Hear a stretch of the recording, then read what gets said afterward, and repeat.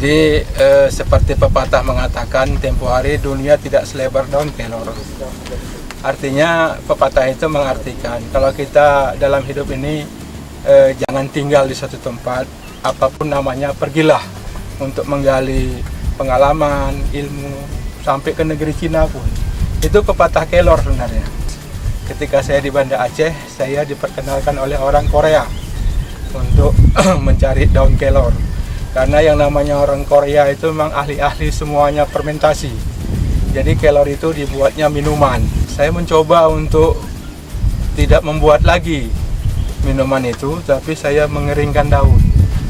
Jadi ternyata kelor ini setelah kering bisa dibuat tepung. Akhirnya kami beli mesin untuk jadikan tepung.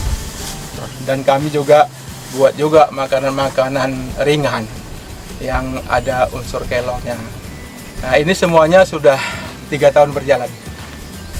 Ketika saya mendapat kesempatan ke Blora, ini saya melihatnya potensi yang luar biasa, karena Blora itu makmur dengan kelor, sudah 14 tahun dia. Jadi ke depan kelor yang selama ini kami olah secara tradisional, nanti akan diolah secara teknologi dan mengikuti SOP Blora, itu untuk diekspor ke Timur Tengah dan Asia. Ya, mulanya ini lahan kosong, semak, ya kan. Jadi kami tata lah, tadi lahannya tuh miring ke bawah semuanya. Nah, ketika saya mulai berbudidaya kelor, ini batang-batangnya saya beli dari masyarakat. Nah, sebelumnya nggak ada satu batang pun daun kelor.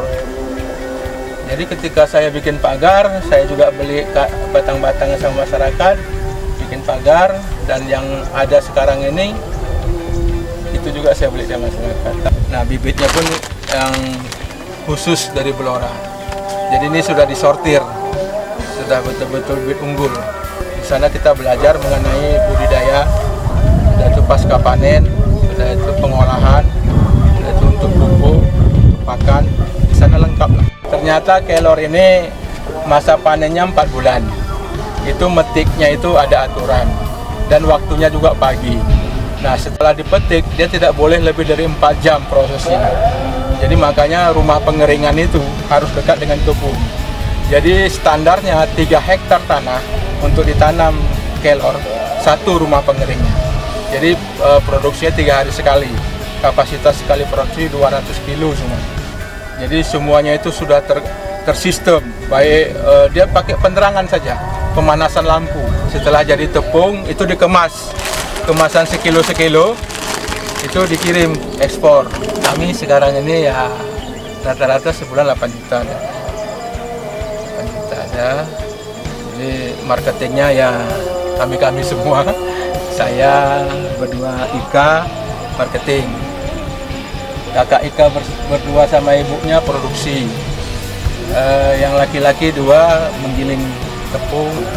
Jadi harapan kami pemerintah lah yang membuka pola pikirnya, yang merubah pola pikirnya, yang merubah sikapnya, dan kami ini adalah memposisikan sebagai boleh dikatakan praktisi lah, praktisi yang tahu tentang pengolahan, yang tahu tentang budidaya, yang tahu tentang pasar. Kami punya kemasan ambil di Jogja, ambil di Jakarta. Kalau kita produknya kelor daun kelor yang dikeringkan langsung jadi tepung, itu murni, original.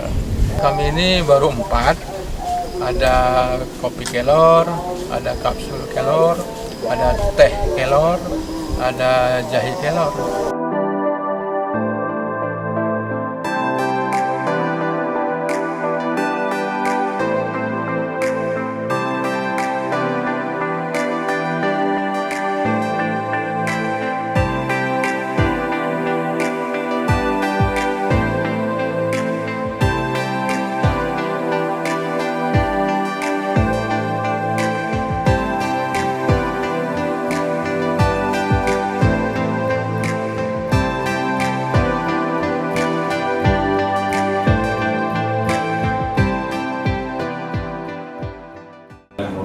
Jadi apabila ada masyarakat mungkin mempunyai inovasi yang kreatif, masukan ide-ide inovasi dari beliau, yang mana